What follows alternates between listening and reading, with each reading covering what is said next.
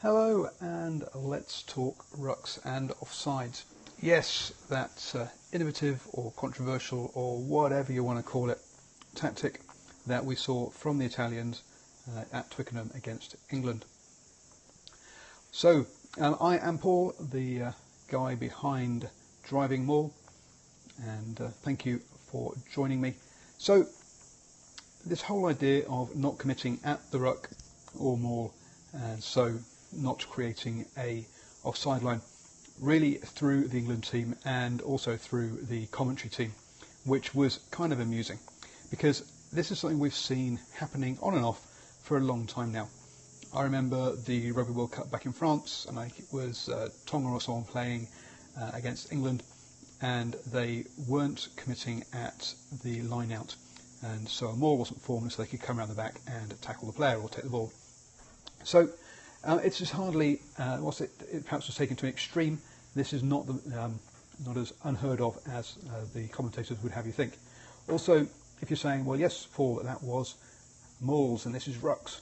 Well, we had something similar in Super Rugby a couple of seasons ago where Dave Rene at the Chiefs put in a new tactic. Now, they were using it mainly around the kick chase. They would kick to a player and he would take it and either fall to the ground or get tackled, and then the players would not commit and they would walk around the back, just like we saw today. And it was when they were on tour in South Africa that the Chiefs used this, and they used it for about 2 or 3 games, and then I think someone in the central authorities of Sanzar gave them a quick tap on the shoulder and said, "This isn't rugby. Stop doing this now, please." And that's exactly what we heard Eddie Jones kind of saying in his post-match interview, that this isn't rugby. This isn't what people came to see. Well, you know what? It is rugby. It's in the rules. It's there. People can do it if they want to. Now, people just haven't done it in the past, and so the players weren't expecting it. I mean, this was a serious case of players not being able to think for themselves and being overcoached and not knowing what to do. I think one of the commentators said in the during commentary, the best way to avoid this is not to have rucks. Well, exactly. Actually, the best way to avoid this is not to be tackled, and then you don't have this whole ruck and offside line. Get the offloads going, passing out of the tackle. That will remove this whole problem, and we be fast ball. The problem really for England was it was slow, and Danny Care was getting there, having a quick look around, and suddenly 2 or 3 players had walked around him. If you're going to play that slowly, that's what's going to happen. What England needed to figure out in the first half was pick and go, pop passes up to somebody, and get the pace up. And that way, you're going to hit all those gaps around the ruck that they must be, around the tackle area that they must be leaving, because they've got extra players in the backfield. So there's got to be gaps somewhere. You've only got 15 players on the pitch. It's not like you have millions of players. So I think this was a case of players not being able to think on their feet and not being able to adapt. To have players still half an hour into the game asking the referee, "What can we do?" Was just crazy. And I loved the referee's response. Roman Poit had a really good game, and saying that I am the referee, I'm not a coach. I can't tell you what to do. Figure it out for yourselves, boys. You should know the laws. Stop asking me what are the laws around this. Perhaps it's time that all professional players went on a refereeing course just to learn the laws, so they can adapt, so they can actually think about the situation and adapt to it. What I found really interesting, actually, in some ways, was that the Conor O'Shea and the Italian side decided to unveil this against England. This is a game that they were always going to lose. And so you might have thought that they would actually choose it against to try and this new tactic against one of the teams they're more likely to beat, such as France, and I might get slated for this, Scotland. But now France have got 2 weeks to prepare to see this, whereas if they unveil this against France, Scotland would have a week to prepare for it, and would have perhaps had more longevity. It feels like they've burnt a few matches here. But I think there was also an element of trying to make a statement. Italy didn't actually play particularly well. Now, they had a great game plan, and they executed defensively pretty well in the first half, but attackingly they weren't great. The line-outs were being fluffed, they were dropping the ball, they weren't actually making much. So what the lesson here really was that England really did not cope with a new tactic and couldn't do anything in that first half.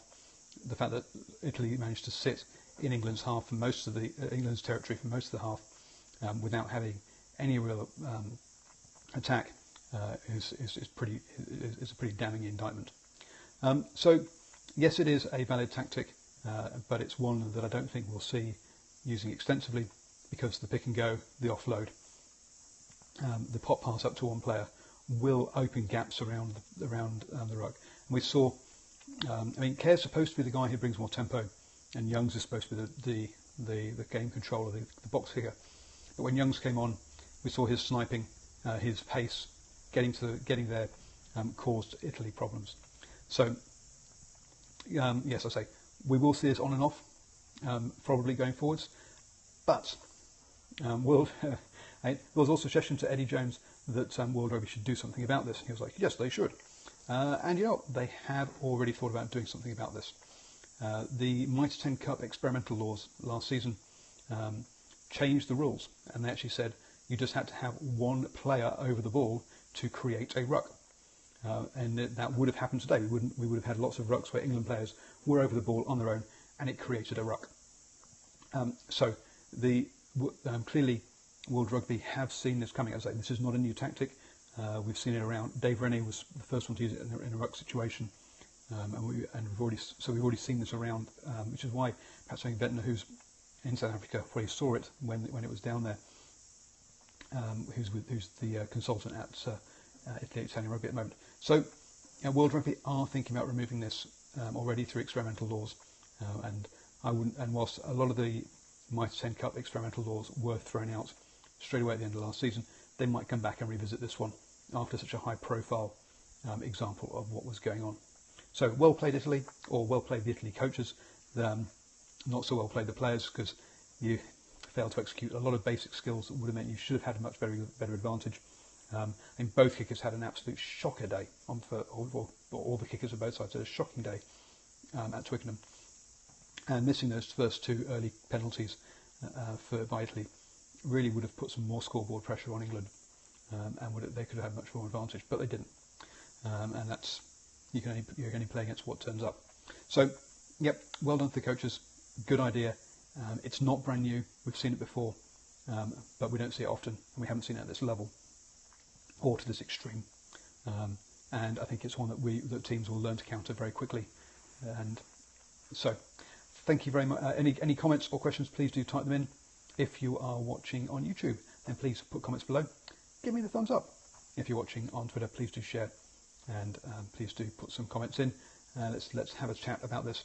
Let me know if there's anything else you would like me to talk about. This one came about because I had 2 or 3 people on Twitter as I woke up this morning saying, hey, we want to hear your thoughts on this. Well, there you go. Here are my thoughts. And so, yeah, please do let me know. So thank you all for watching.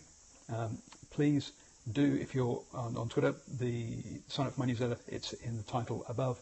If you're in YouTube, it's down. The newsletter is down below. Thank you for the comment. Thoughts on Six Nations relegation idea? Yep, we've talked about that one before, around Georgia joining the Six Nations, and I think relegation is not the right way, but heading towards the 8 conference solution of 2 lots of 4, two conferences of 4 is the way to go forwards. Talked about that back in November on Rugby Thoughts, so perhaps I'll dig that one out and talk about that one again. I know that amusingly, the BBC have put out a podcast saying Dawson invents the 8 nations. Nah, sorry mate, been talking about it for months. So yes, that is around. So yeah, I can talk about that one again tomorrow and do a Periscope on that. So cool. Thank you everybody. Thank you for joining me, and I will talk to you all tomorrow.